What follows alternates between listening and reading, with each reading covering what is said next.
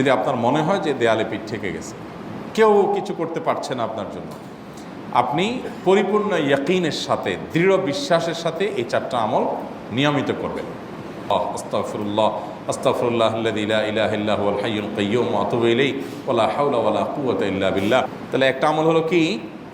ইস্তেগফার। সব সময়ের জন্য এটা কন্টিনিউয়াস করবেন। আর নাম্বার 2, দুরুদ।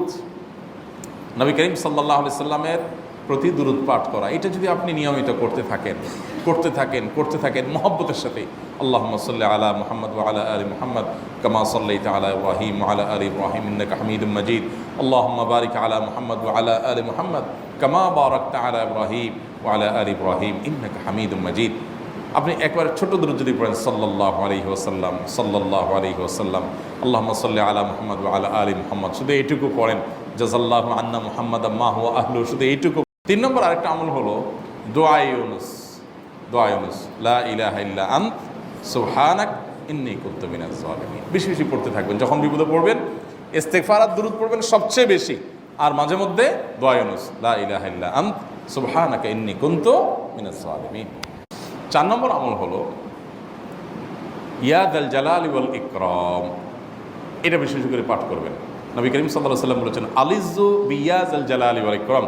ইয়া যাল জালালি ওয়াল ইকরাম, এইটাকে তোমরা আঁকড়ে ধরবে। ইয়া যাল জালালি ওয়াল ইকরামের মানে কি? এটা আল্লাহকে ডাকা, আর কিছু না। এবং হাদিসে বর্ণিত দোয়া, এটা মাসনুন দোয়া।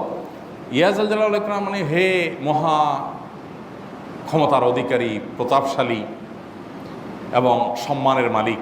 এটা বলার মানে হলো আল্লাহর কাছে নিবেদন করা, যেহেতু আপনার প্রতাপ আছে, আপনার জালাল আছে, আপনার বড়ত্ব আছে, হে বড়ত্বের অধিকারী এবং হে সম্মানের অধিকারী, আপনার যেহেতু আল্লাহ তাআলা এটা, আপনার যদি এটা আছে, অতএব হে আল্লাহ আপনি আমাকে এটা দান করুন, আপনার সেখান থেকে আমার প্রতি রহম করুন, আপনার সেখান থেকে আমাকে, আপনার বড়ত্ব থেকে আমাকে আপনি হেফাজত করুন, আপনার একরাম থেকে